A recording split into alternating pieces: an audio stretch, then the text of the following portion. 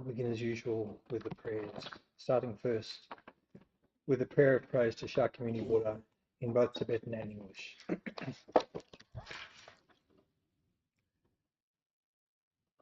Tampa chandende dejin shepa, jachapa yangdapa tsope sanje, repa dang shapsu tempa, dewa shepa jitin champa, Jebudo e kalo joa, lana me pa ladang minam chitampa, sanje chandende peljawa shakya tupala shasalo, churu chasu chiwo. Teacher, Bhagawan, Tathagata, Arahant, perfectly pure and complete Buddha, all-knowing, having poise, Sugata, apprehender of the world, navigator of beings to be subdued, incomparable, teacher of gods and humans. To the Buddha, the Bhagawan, the glorious conqueror Shakyamuni, we prostrate, make offerings and go for refuge. Refuge in bodhicitta prayer. Sangye-chodang so-chi chok-nam la, Jang-jo-ba-do-da-nye cha-so-chi, Da-ge-jin so-chi-pe-so-nam-ji, Drola penchi sangye drupasho. To the Buddha, Dharma and Sangha, I go for refuge until becoming enlightened. Through the merit of my generosity and so on, may I achieve Buddhahood to benefit all beings. To the Buddha, Dharma and Sangha, I go for refuge until becoming enlightened. Through the merit of my generosity and so on, may I achieve Buddhahood to benefit all beings. A short mandala offering. O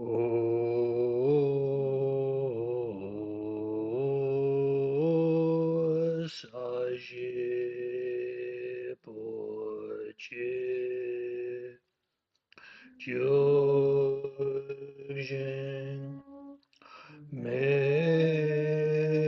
Do Tram Re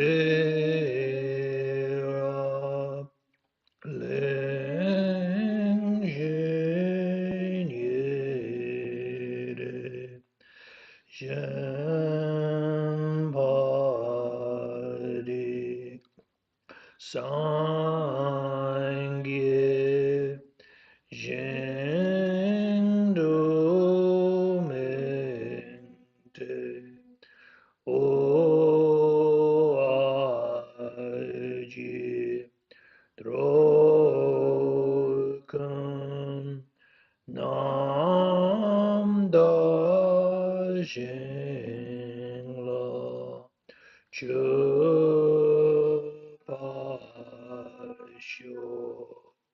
This ground anointed with perfume and strewn with flowers, Mount Meru, the four continents, adorned with sun and moon, imagined as a Buddha land and offered thus, may all beings enjoy such pure lands. The seven-limbed prayer.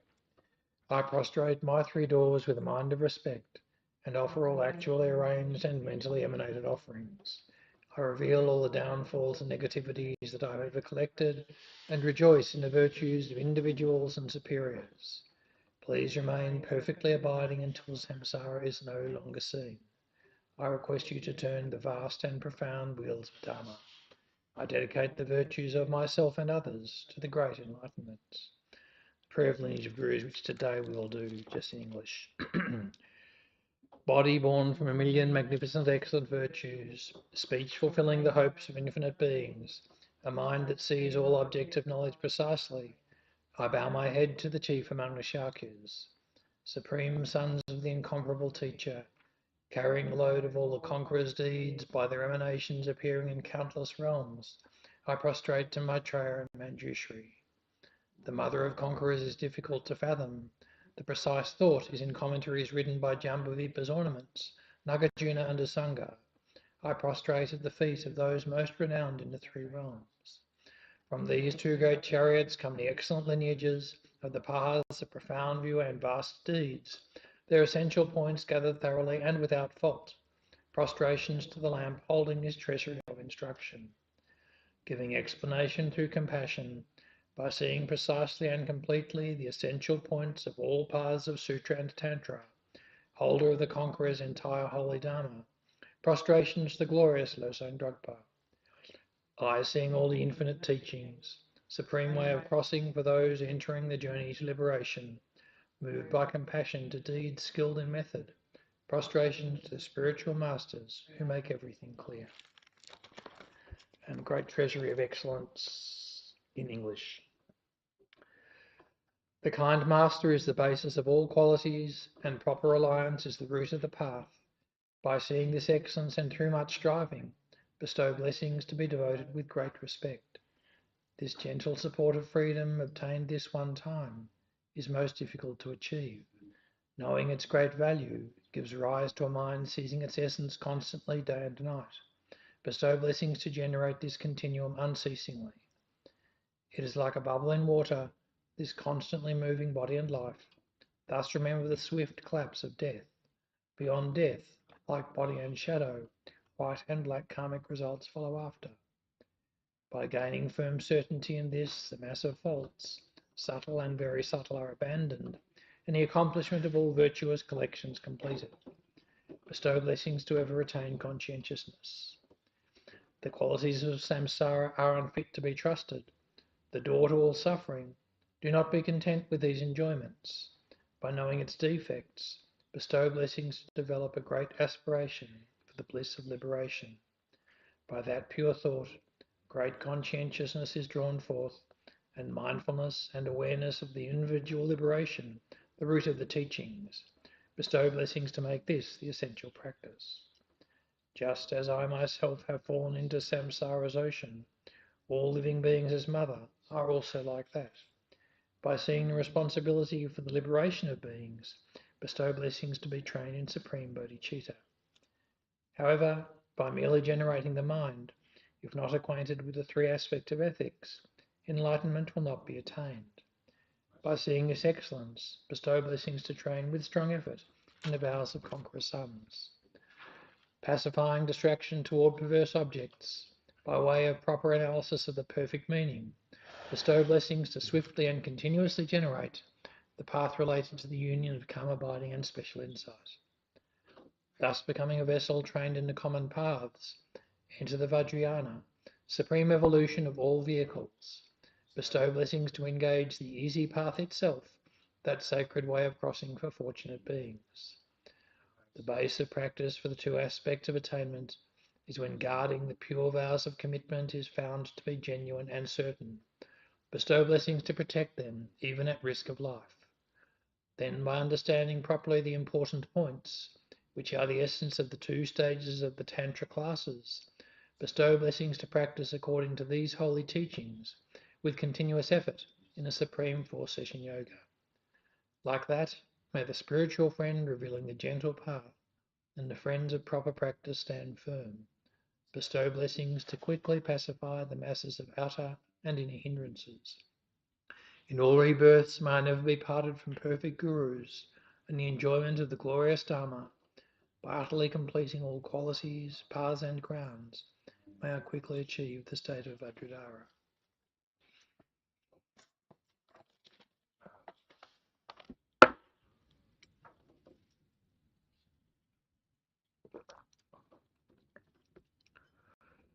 So I thought for today's meditation we'll do practice of Shakyamuni Buddha combined with the four opponent powers.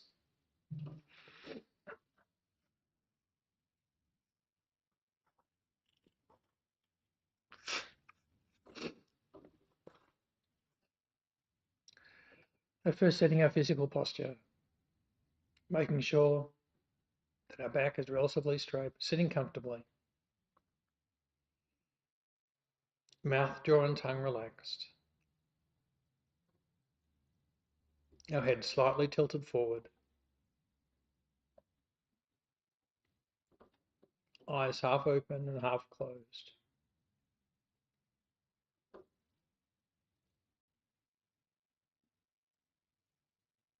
Shoulders level and the arms relaxed and extending slightly out from the body at the elbow.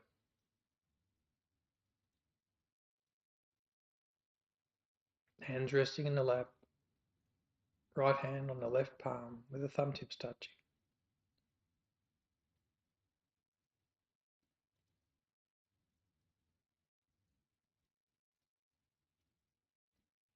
Having set the physical posture,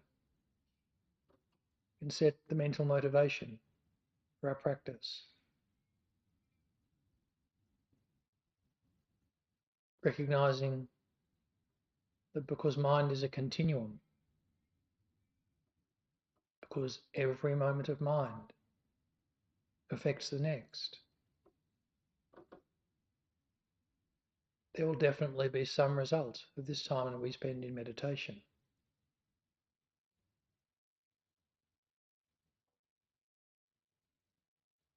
We are not limited in the result we can aspire to.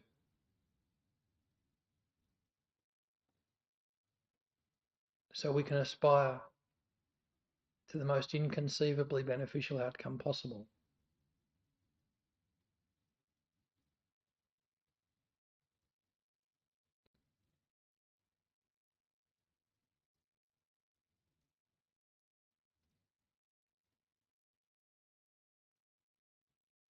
In particular, that step by step, our mental continuum is shaped, becoming more and more positive, more and more peaceful, more and more kind, wiser and wiser.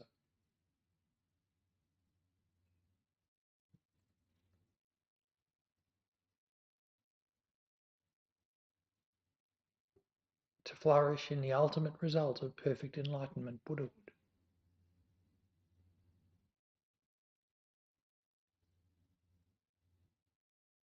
And not only for ourselves, but through that, solving the problem of every living being in this universe, fulfilling all of their wishes.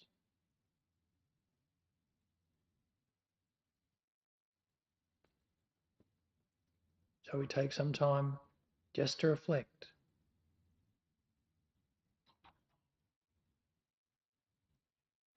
on the ideal result we aspire to from our meditation practice.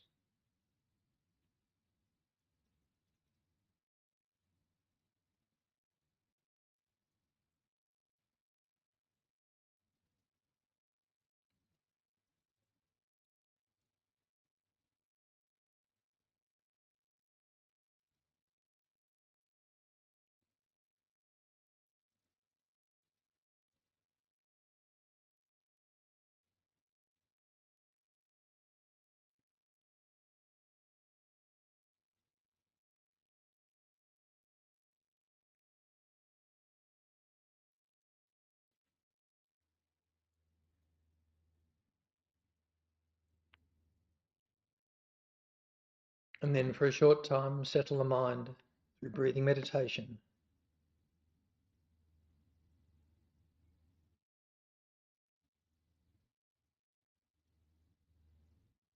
Allowing our attention to calm down,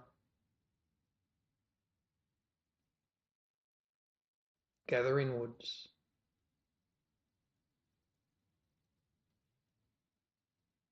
releasing any wandering to external sense objects.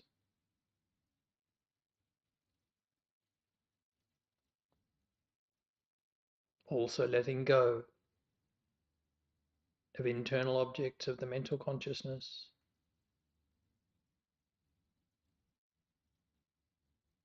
memories of the past,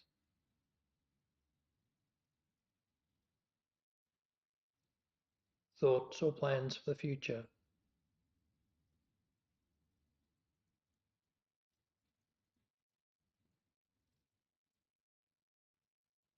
releasing those and allowing our concentration to settle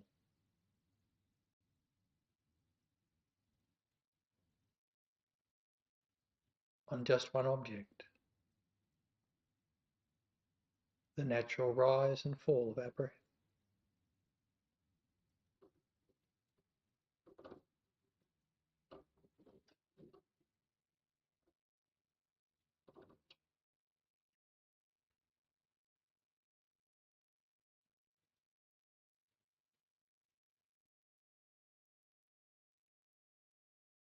Just for this time, resting fully in the present moment, quietly observing the natural rise and fall of our breath.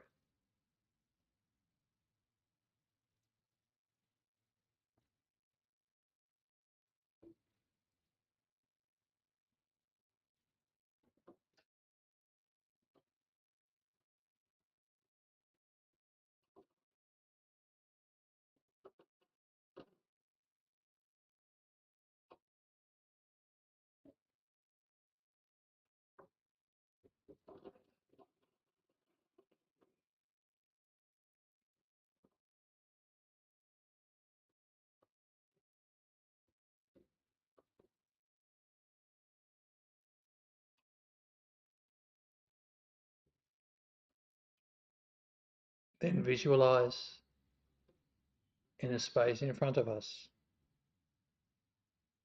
at about the level of our forehead. From emptiness arises a precious throne,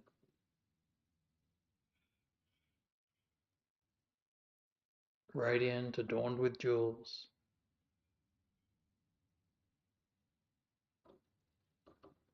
in appearance a precious throne. Its actual nature, the wisdom truth body of Shakyamuni Buddha.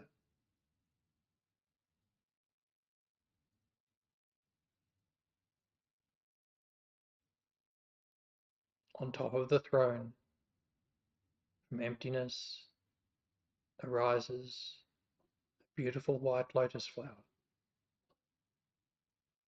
very clear, very pure,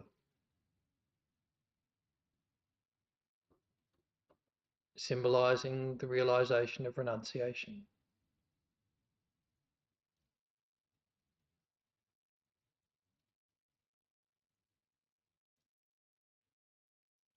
And on top of the lotus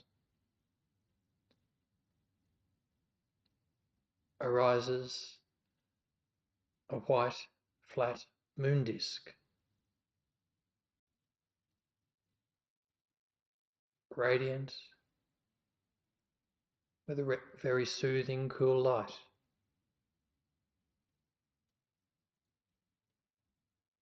Symbolizing the pure mind of bodhicitta.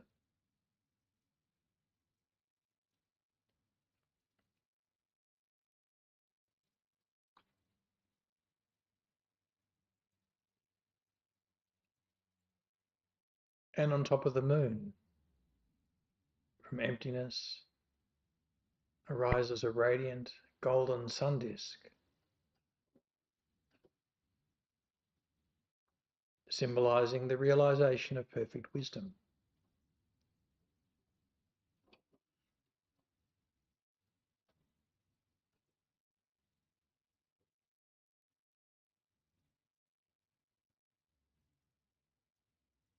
Then on top of the throne and these three cushions, from emptiness arises Shakyamuni Buddha.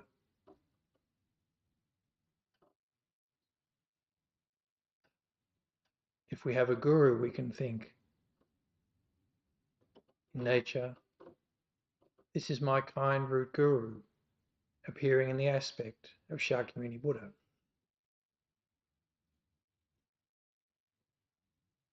Or otherwise, we can think simply that this is Shakyamuni Buddha appearing before us.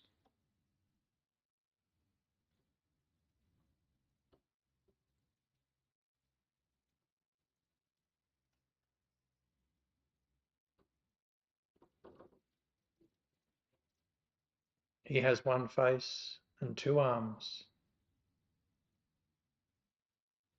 That he has one face symbolizes that Shakyamuni Buddha perceives the one nature of all phenomena, their emptiness of inherent existence.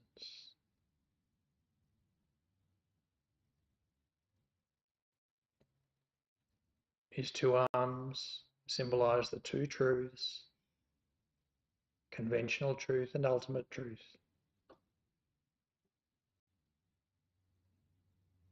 His right hand symbolizes the practice of great method, while his left hand symbolizes great wisdom.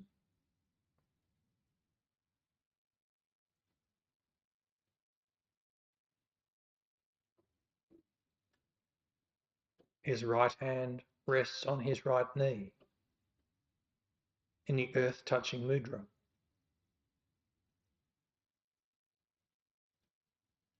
Symbolizing Shakyamuni Buddha's power to stop all negativities, all suffering, especially the suffering of the three lower realms.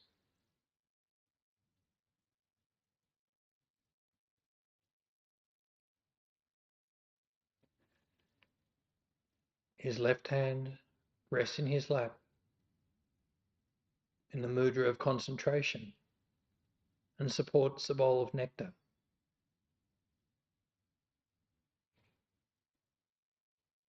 The nectar that destroys all delusions and especially all disease.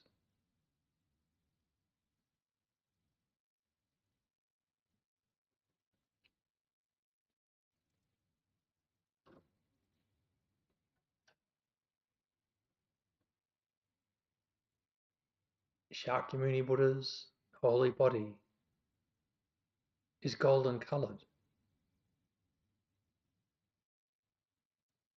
composed of clear, radiant golden light, light natured like a rainbow.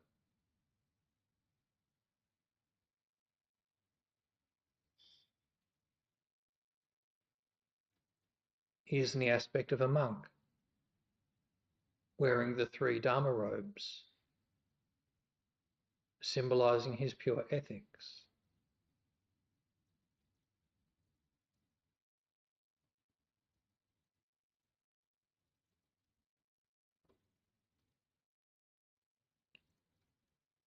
He is adorned with the 32 major signs and 80 minor marks of a Buddha.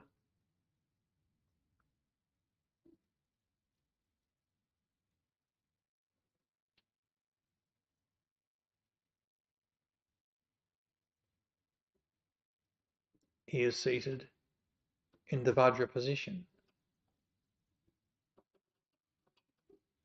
and emanates countless rays of light in every direction.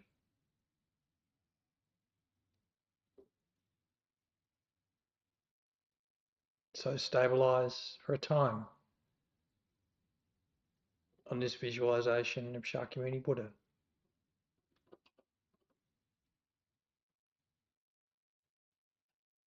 Abiding on the sense that Shakyamuni Buddha is actually appearing before you.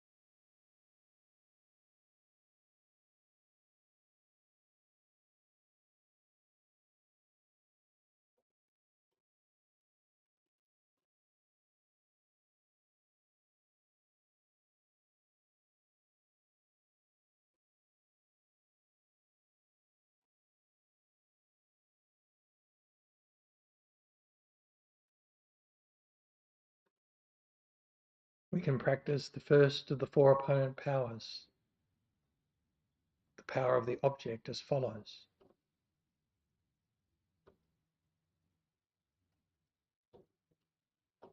Visualize oneself as the leader, surrounded by all beings in the aspect of humans, extending in every direction to the far limits of space.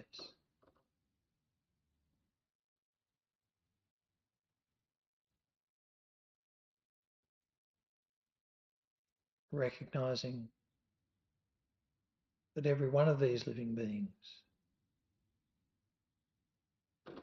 is just like me,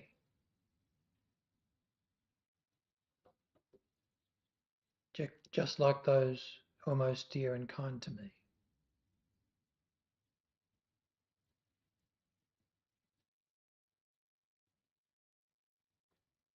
Only ever want the experience of happiness, satisfaction.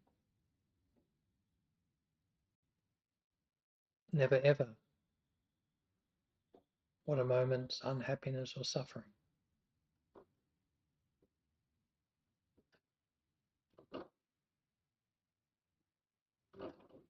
But through karma and delusion, I myself and every one of these living beings tragically inflicts on themselves all the problems of psychic existence.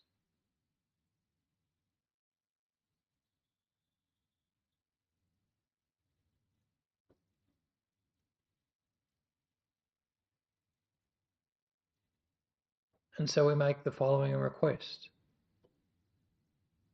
to Shakyamuni Buddha in space before us.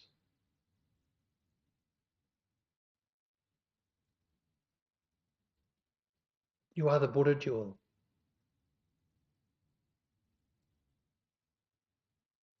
You are the Dharma jewel. You are the Sangha jewel. And you are our protector.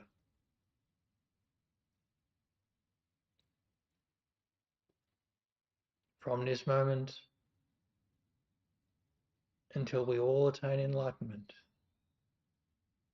we take refuge in you.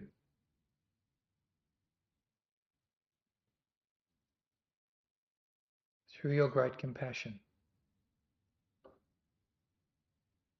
please release every one of these sentient beings, without exception,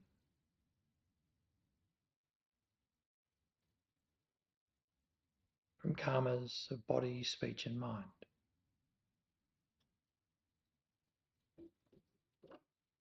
From obscurations, and from the suffering of lower rebirths.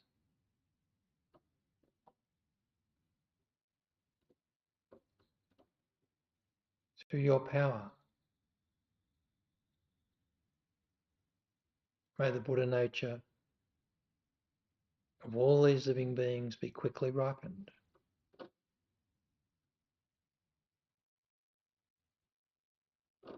Into the bliss of full enlightenment.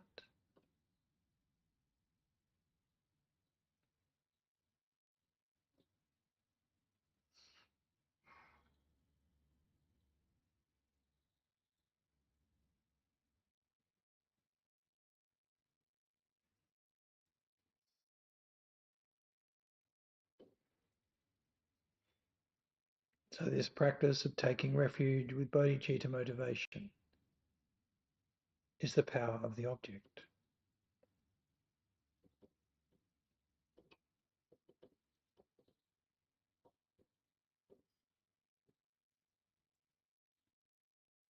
Secondly, practice the power of regret.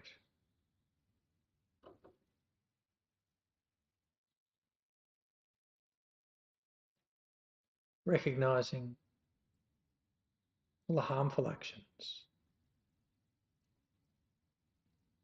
we've engaged in the past, through giving in to our anger, indulging self-centered, desirous attachment,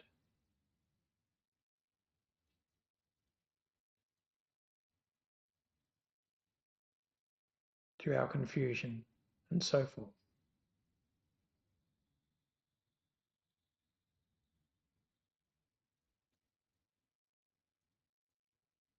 Recognizing that while we have the root causes of delusion,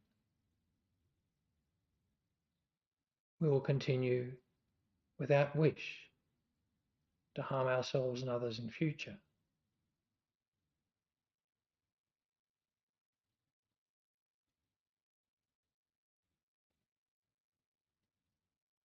We never ever want a moment's suffering. And recognizing that through our own lack of mindfulness, our own self-cherishing, we nonetheless bring continuous sequence of suffering to ourselves and also to others without wish. We develop strong regret.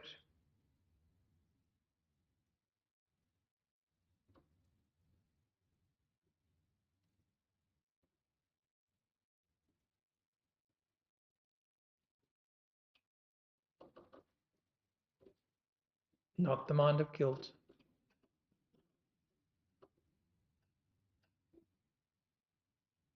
merely regret.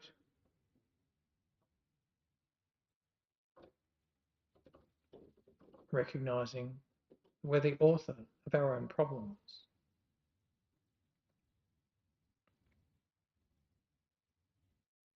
Through being caught in the cycle of cyclic existence.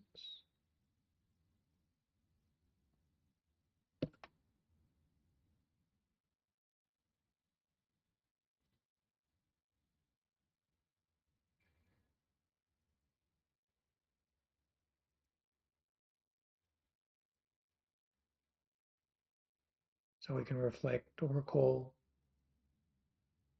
harmful actions of body we might have engaged in. Just killing other living beings or harming them. Hurtful speech. Negative states of mind.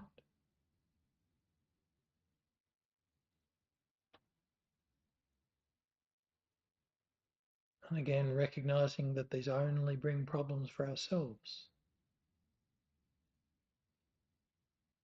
We develop a strong sense of regret.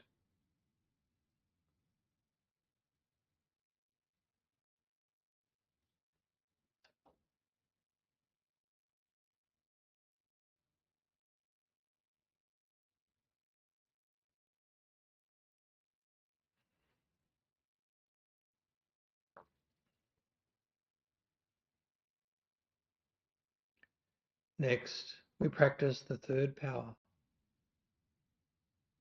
the power of the opponent force.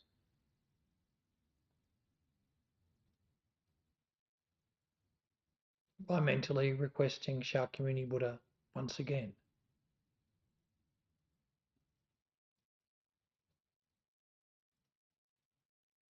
You are Buddha Jewel.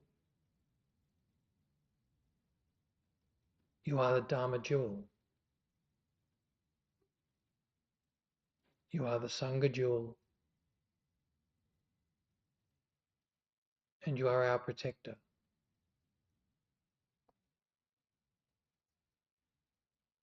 Through your great compassion, please purify myself and every sentient being from negativities of body, speech and mind. The truth of suffering and the cause of suffering.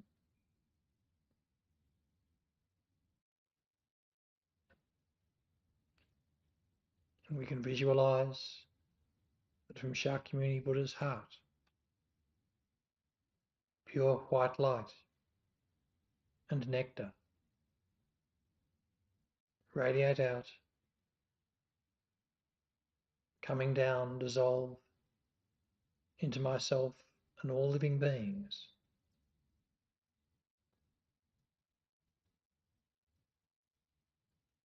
purifying all negative karmas of body, speech and mind.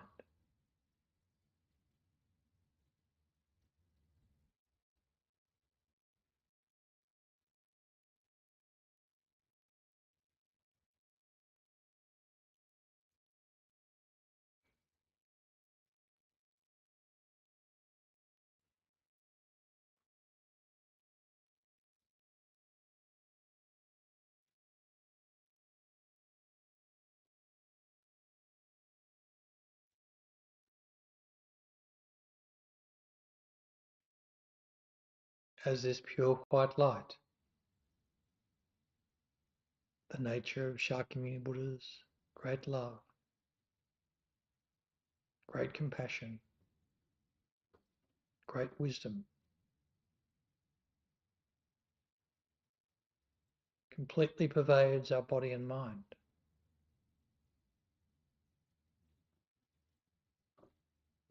Feel that all of our negative karmas of body, speech and mind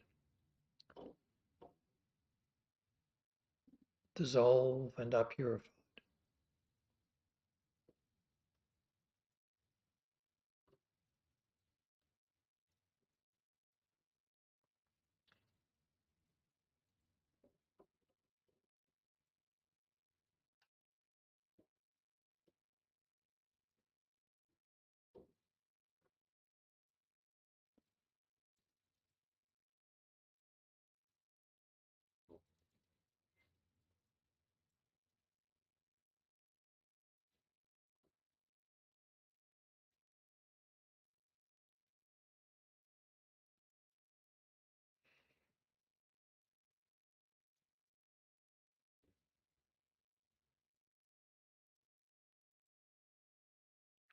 Finally, we can practice the power of commitment.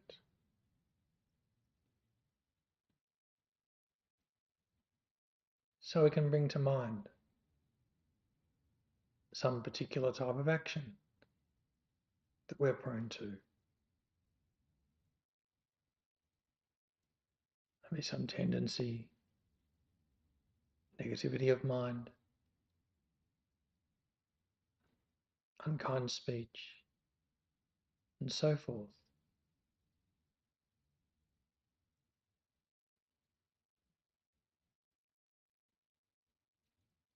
Or a particular attitude, situation, or person in our lives.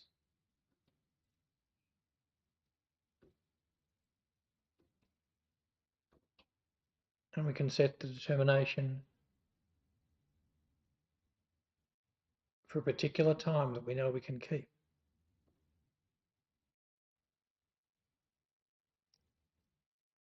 To avoid this negativity.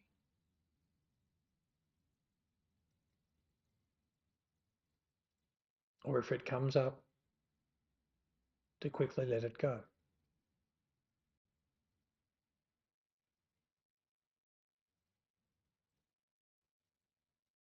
So we can choose one day, 1 hour, 1 week.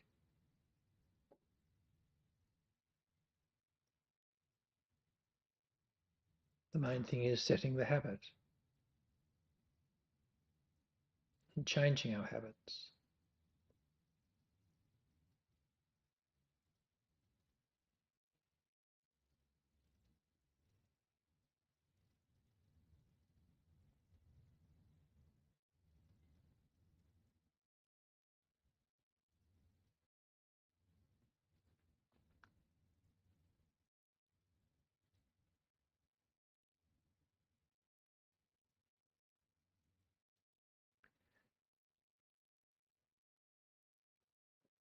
We can then visualize that Shakyamuni Buddha becomes smaller and smaller, collecting and dissolving into a brilliant point of light.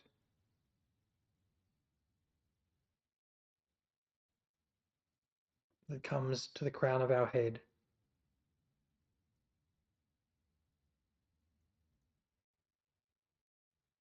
and dissolves into us, remaining at our heart.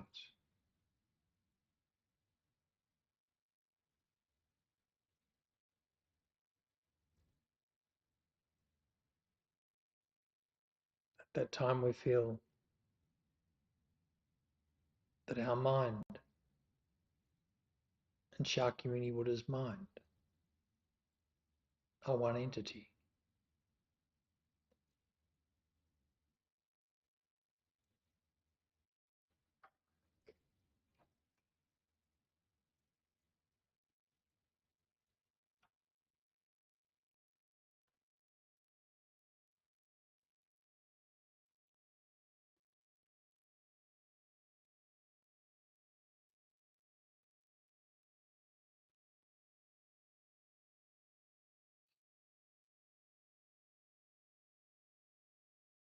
And we can dedicate the merit of our meditation, thinking through this practice of the four opponent powers. May I step by step eliminate all my negativities of body, speech and mind. May I step by step develop all my potential for great love, great compassion, bodhicitta and wisdom, enlightenment to their fullest.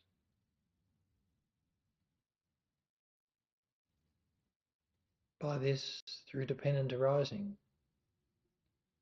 may every living being without exception quickly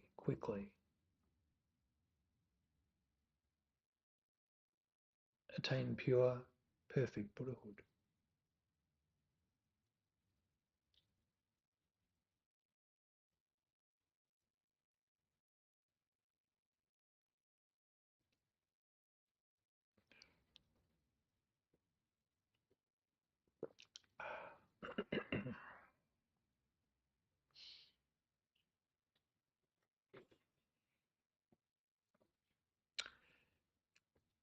So we're still going through the second of the Four Noble Truths. And as explained previously, we're in a section of the outline that relates to the second noble truth, or true causes or true source, that's called How One Engages in Psychic Existence by Way of True Source. And that has three divisions, and this outline is on page 415 of the text, where the main divisions appear. The three divisions are how delusions arise, which is covered in chapter 14. Secondly, the way karma is created in dependence on delusions. And thirdly, the way one dies and is conceived. And at the moment, we're still working through the first of these, how delusions arise, and we should finish up on that section today. Maybe we'll get to go on to the next one. How delusions arise, again, that in turn has four sections, and the outline for this is is on page 416. So there are four subjects that are considered under how delusions arise. The first is about identifying the delusions, and that section talks about the nature of delusion generally, and also goes through an explanation of the six root delusions, and including the sixth one, which consists of deluded views, of which the first is the view of the transitory collection, which we've talked about quite a bit in the last couple of weeks. The view of the transitory collection being the basic ignorance that grasps at inherent existence of our own self of persons, and that is the root cause of all of the other delusions. The second section, how delusions arise, which explains how it is that this view of the transitory collection and how this self-grasping of oneself produces self-grasping of others, produces self-grasping towards other objects, and how this is then the basis of our engaging in actions that create karma. So we also talked about that briefly. The next two divisions, the causes of delusions and the faults of delusions, we'll start on today. So the causes of delusions, Geshe-la's explanation begins on page 427. And there are 6 factors, Geshe-la says, that will trigger delusions in us day to day, moment by moment. So in order for us to, for example, to have the experience of a delusion of anger at any time, it's only because one or more of these factors has to be present. And in fact, some of them have to be present, some of them won't always be present. And these 6 are firstly latencies, then the object, third, bad company, fourth, distracting narration, fifth, familiarity, and sixth, inappropriate attention. So the first one is latencies, and Geshe explains that what we're talking about here are the potentials that we have imprinted on our mental consciousness. So as we talked about before, mind is a continuum. Everything that we do with our mind at any one moment is necessarily going to affect the next moment of mind. There's never a moment of mind where we can completely cut the chain. And if we could do that, then we'd become a completely different person. If there were no continuity between our mental state at one moment and our mental state at the next. So we can't ever do that.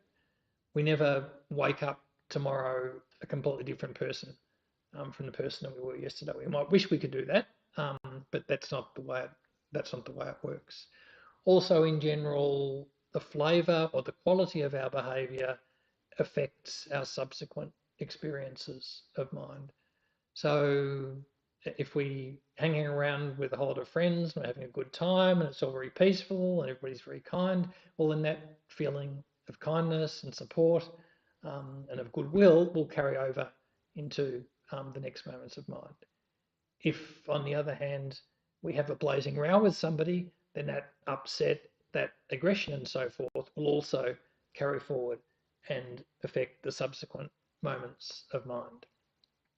So each time we engage in some action of body, speech, and mind, there are imprints that we are laying down on our own mind, and excuse me, and that are the basis of experiences in future. They're called latencies because they're not actually manifest all the time. So we've all engaged in angry conduct in the past, for example. We're not always angry. So although we have at the moment the seeds of anger, and we'll have them until we've completely eliminated self-grasping ignorance, they're not expressed all the time, but they're sitting there. Those seeds are sitting there latent on our mental consciousness, just waiting for the circumstances to come along that will trigger them into actually being expressed in the experience of anger. So the delusions are actually, Geshe says that these latencies, these are actually the substantial cause, the main cause for future delusions to arise. So it's a bit like the seed of a tree. If you don't have the seed of the tree, then you can't have the result of a tree growing when you plant it. And again, this manifests in lots of different ways. So we can meet someone for the first time, and the way we perceive them, the way we react to them, depends on our own latencies. It depends on the habits and perceptions that we've had in the past, what we've been doing with our mind in the past. Maybe this person that we come across, maybe we have had some karmic connection with them that frames the way we feel about them. Maybe they remind us of somebody who we feel about a certain way. But all of this is coming from our own latencies. And one person can meet a person for the first time and have a specific, or can either really like them or can feel uncomfortable with them. Another person can feel completely different because we all have these latencies based on our own karmic potentials. But latencies aren't enough. So latencies wouldn't be a problem if there weren't objects of delusion. So an object is any object that acts to stimulate a latency, that actually triggers it, so that effectively nourishes the seed of delusion in the form of the latency to produce the actual experience of delusion. So any sense object can be a delusion, and as Geshe said earlier in the text, because we're continuously in contact with sense objects, the objects that we encounter with our various six senses and including our mental consciousness are continuously causing some level of delusion to arise. And if we don't encounter the object, then the delusion wouldn't arise. So the text gives an example of having a strong craving for pizza, for example. So if we're just sitting around here and not thinking about pizza, then that potential to be strongly stimulated and attracted to the idea of having pizza isn't triggered. The latency is sitting there, but it's only when the object comes along. So supposing Socks was out the back making a beautiful, luscious homemade pizza with lots of cheese and tomato and basil and so forth, and that smell was wafting in here, well, and that would stimulate the latency of attachment to arise. But unless the object comes along, well, then the latency won't be triggered. The text makes the point, though, that the object doesn't need to be an actual physical object out there in the world. The object that stimulates our latencies can also be an internal one.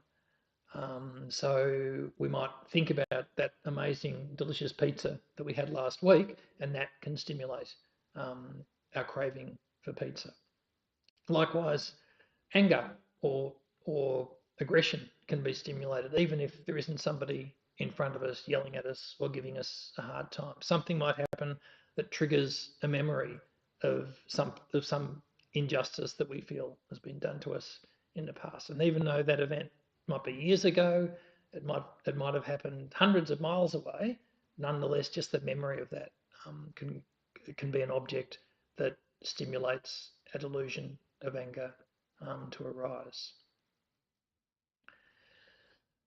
So because we're always encountering objects, and because objects are always potential stimulants of delusion, it's very useful to be mindful of the things that are most likely to set us off, the things that are likely to set us into strong, clinging, desirous attachment, the things that are likely to stimulate us to the mind of anger.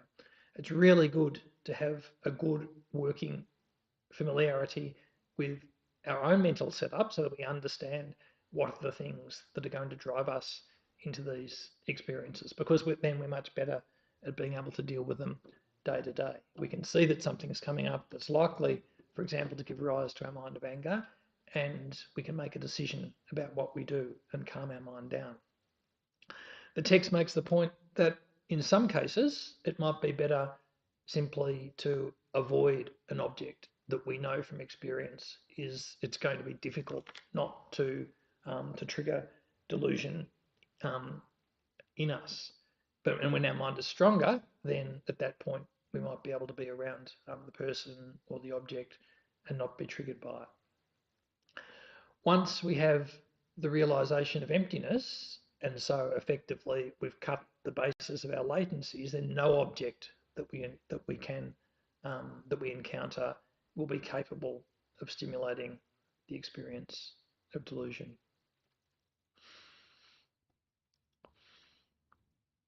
The third one is referred to as bad company. So this comes down to the fact that we're social creatures. We're very easily influenced by others. Our view of what's good behaviour and not good behaviour, what's acceptable and not, those parameters are pretty much set by the experience of being around other living beings. And of course, the things that we do and say ourselves also influence those who are around us. So if we are constantly around people who have particularly strong habits, they're likely to influence us in a particular way. if we spend a lot of time around people who are genuinely very kind, very sensitive, very emotionally intelligent, looking after others, supporting others, that's going to affect us. That means that even if we do feel, for example, negative about something, because we're in this whole ecosystem where people are really treating each other well, that's going to influence our behaviour. It's going to be much easier for us to rein in any irritation that we feel and not act on it. Likewise, if we're with we're in a social environment where there's a lot of anger, conflict, dispute, people just telling it like it is, people not caring how other people feel about it. Likewise, that will also influence our behaviour. That kind of sets the rules of the social situation that we're in. And we can see that in the worst cases, really, really dreadful conduct can be normalised. So if we think of the examples, for example, of some terrorist groups where people are inducted into dreadful, absolutely horrible cruelty simply through repetition, through normalisation. So we need to be really, really mindful of this. Not only that we are affected by others, but also we affect others as well. So it's not only that we're protecting ourselves from the influence that others may have, we also should be mindful of the way we can be a positive influence on others as well.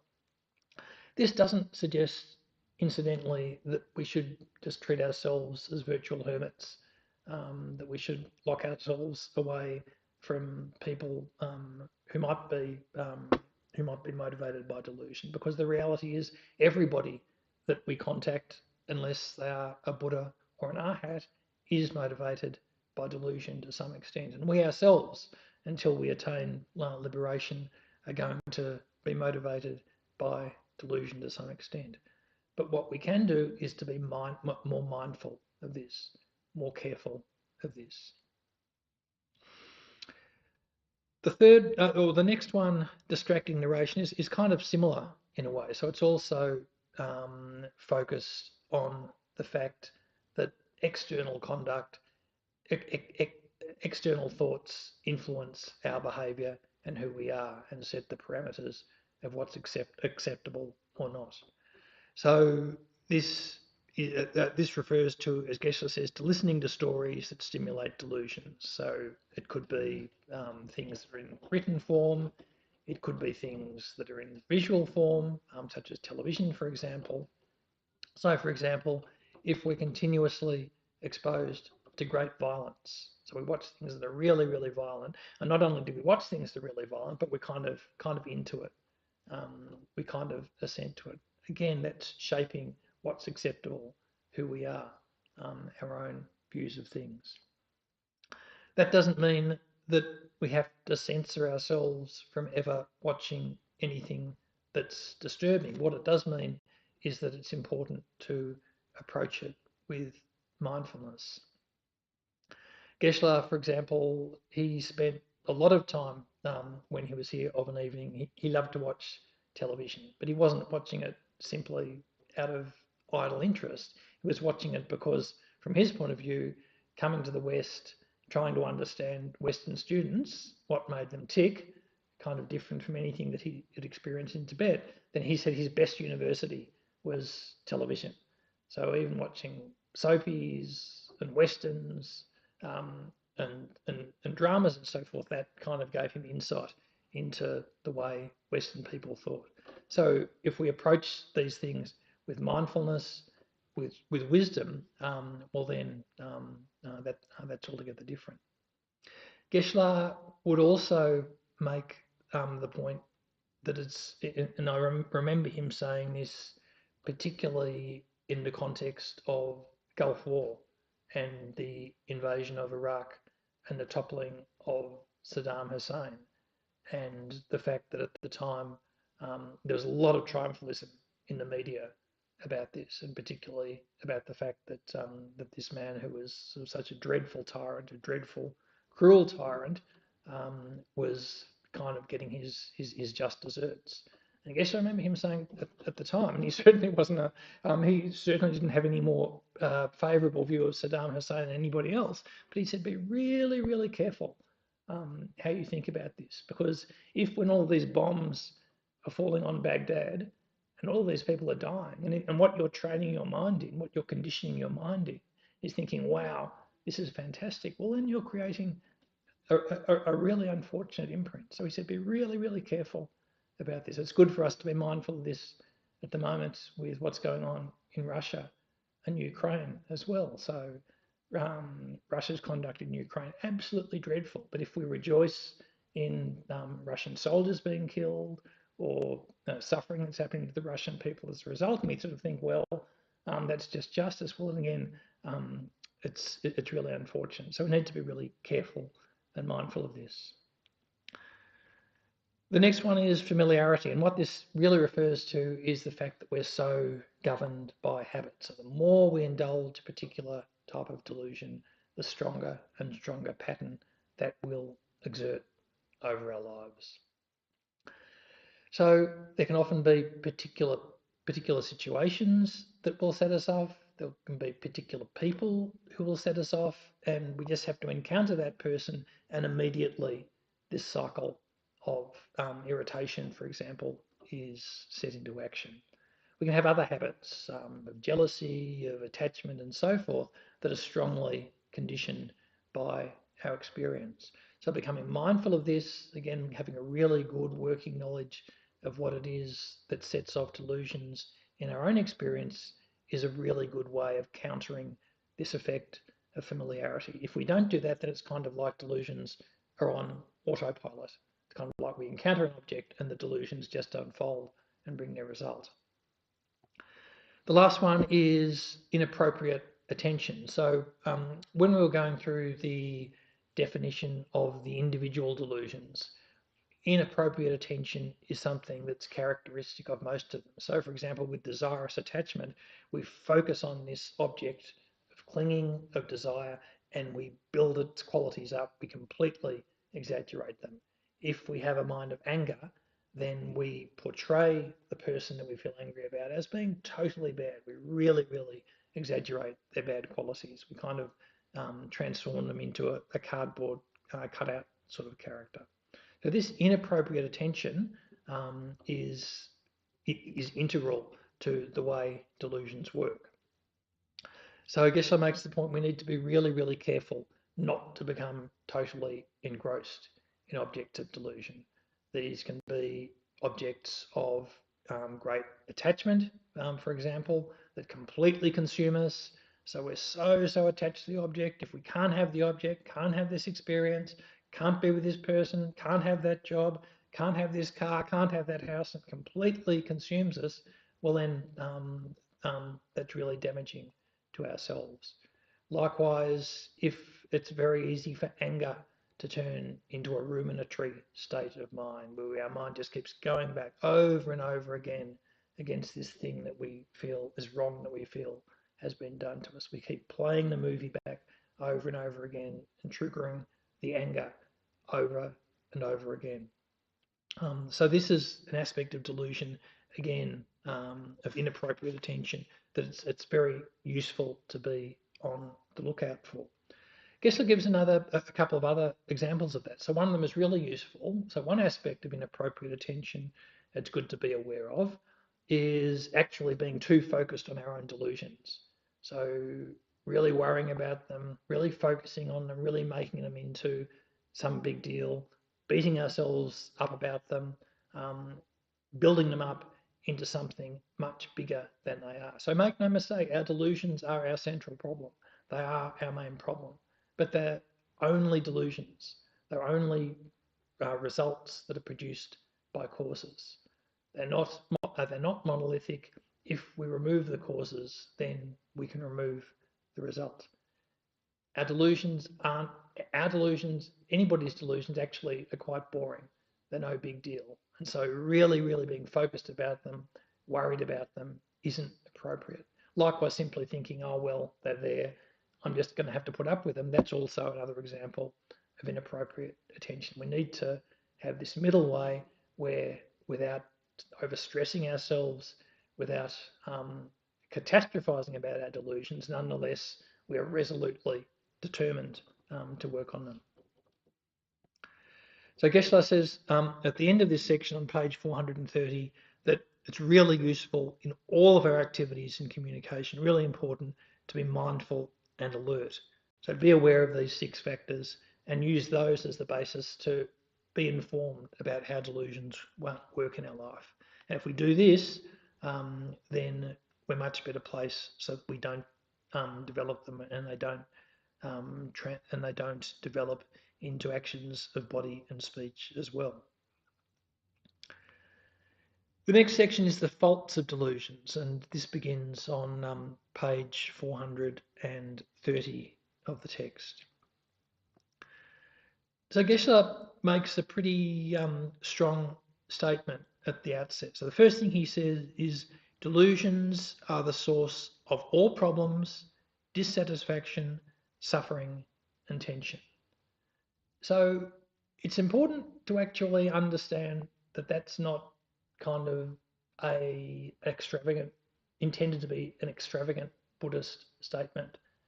It's not intended to be poetic. It's not intended to be some sort of hyperbole. It's actually a literal statement from a Buddhist perspective. Every problem without exception we have in our life right now, any problem we've ever had, any problem that we have in future, any problem that any living being anywhere has ever had is ultimately down to delusion. We might think that the main problem is our boss or our partner or our neighbour. The actual literal source of all of our problems, all of our dissatisfaction, all of our suffering and tension is literally delusion.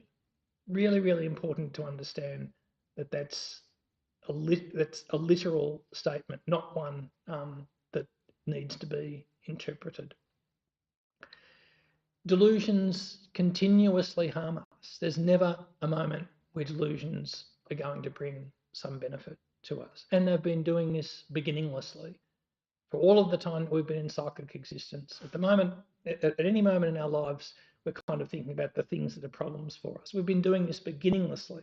We've always had these problems, these things that we want to change, these things we want to avoid, always continuously. This continuous experience we have come about through delusion. And this is going to continue to go on until we actually remove them.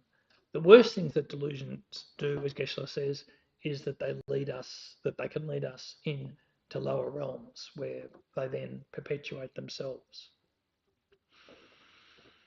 So the way this works, so the way delusions harm us works at a whole lot of levels. So the worst, so the most fundamental is the way delusions create karma. And because of karma, we experience results that are similar to the cause. So if we analyse, and we can see this from the very definition of delusion, anger is fundamentally a mind of harmfulness. It wishes to harm. And because of that, if we engage in actions based on anger, because we're creating harm, we're creating a pattern of affinity with harm. We are creating the basis for experience harm ourselves in future. Desirous attachment at its root is a mind of lack. It's a mind where I don't have enough. I need this. I've got to have this to be happy. It's the experience. And if we continuously engage in this cause, this attitude of lack, then we create the result, this experience of never being satisfied that corresponds to that cause.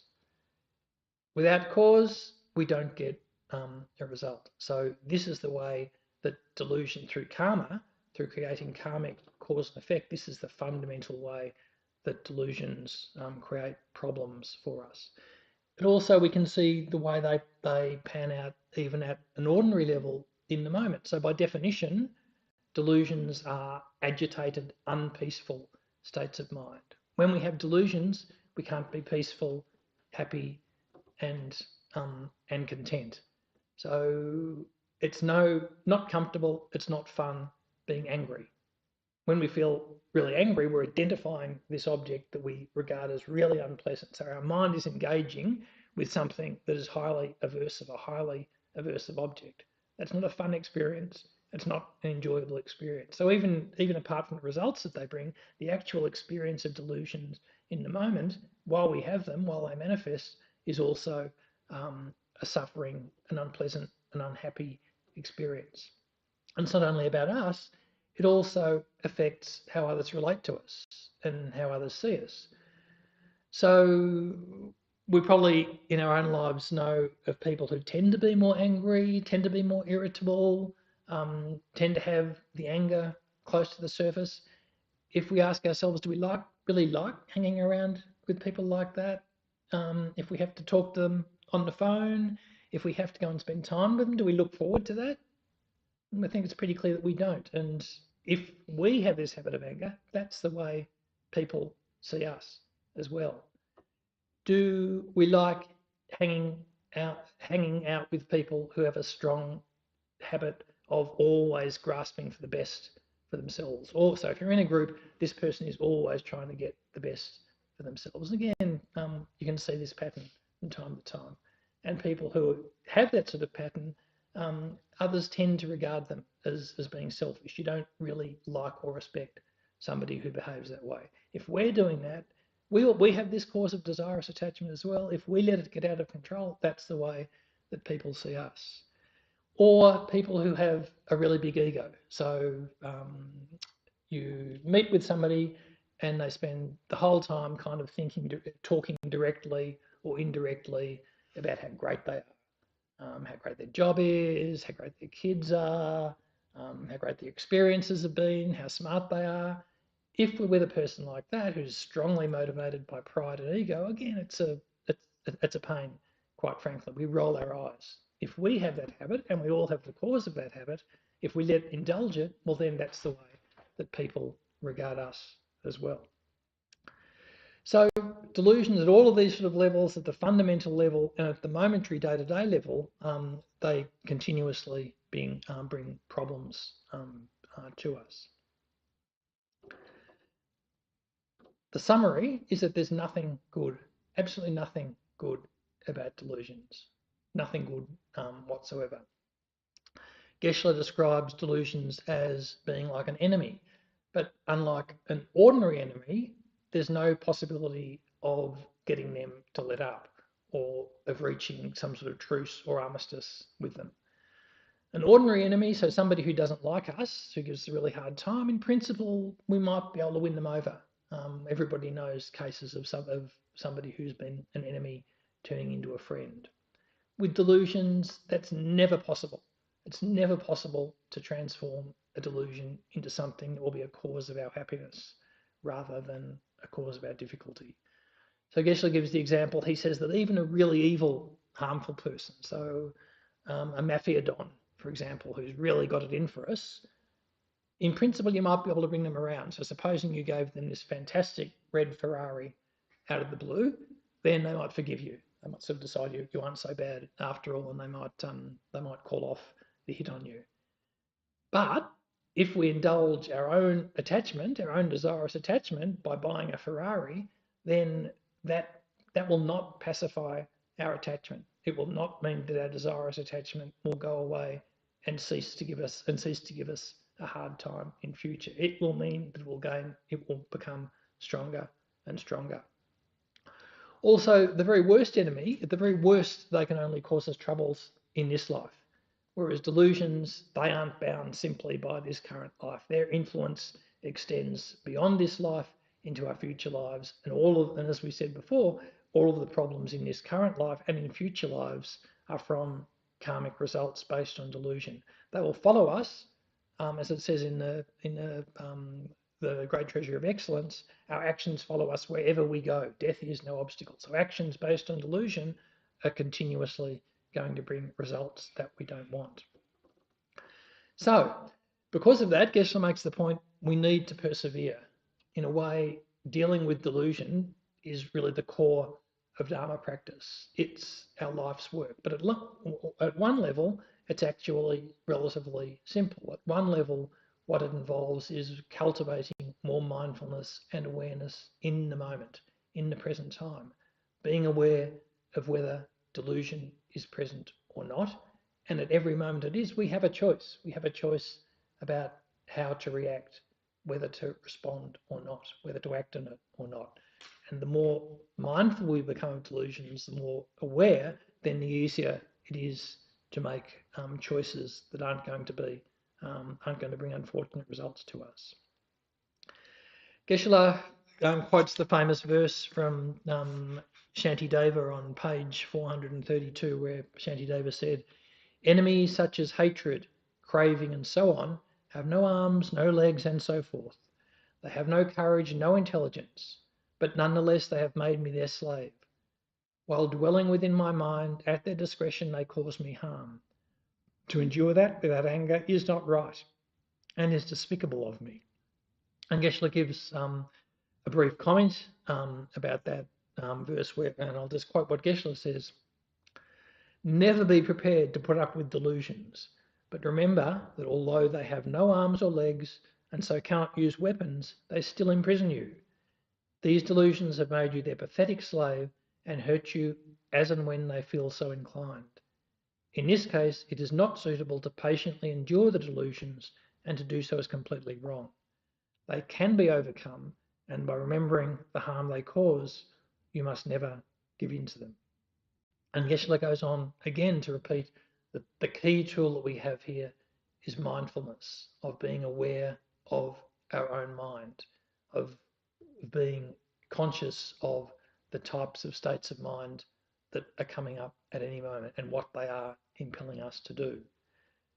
Developing a bit of mindfulness of our own mind, understanding of our own mind, is something that anyone can do. It's something that we can learn to do and become better at over time, again through the power of habit. If we cultivate the power of habit, of being aware of our mind and of not simply doing what delusions tell us, well, then that habit itself, that pattern, becomes stronger and stronger. A good way of doing that also is to continuously remind ourselves of the faults of delusion. So again, developing this working knowledge, really reflecting, applying it to our own lives, seeing where delusions have led us in the past.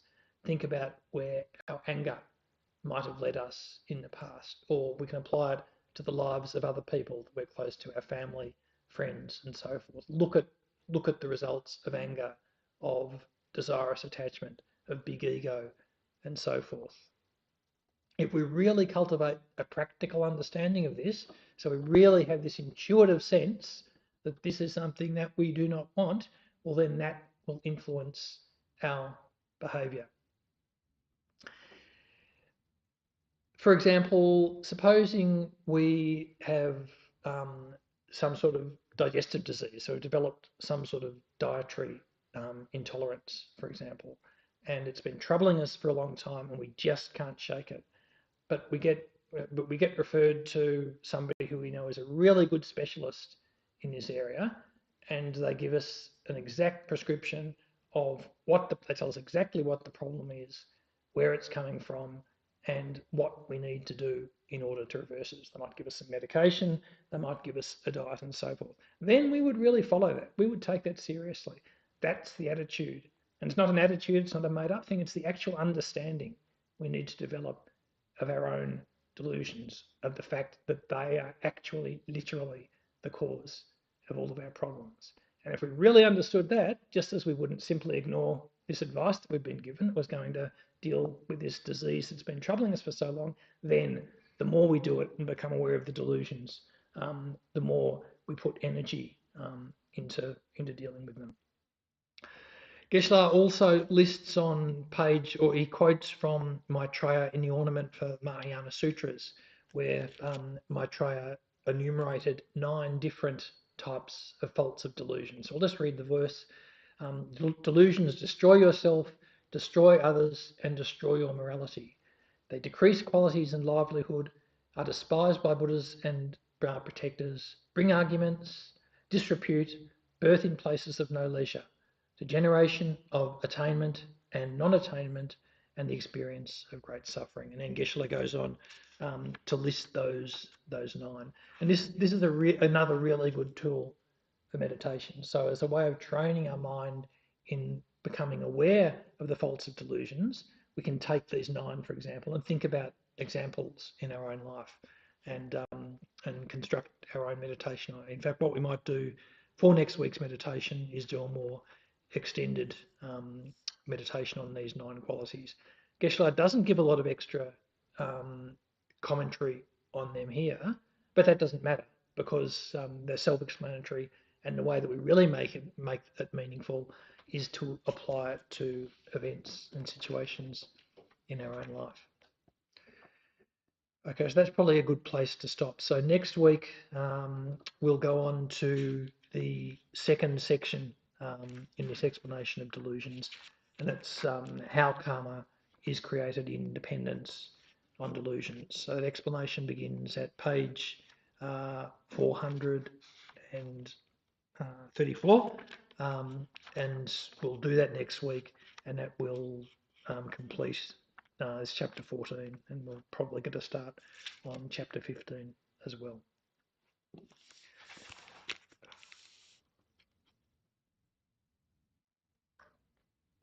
I'm sorry, as per usual, I've run out of time for questions. If anybody does have any questions, then you can send them through to events@tushita.org, and I'll be happy to make some time next week.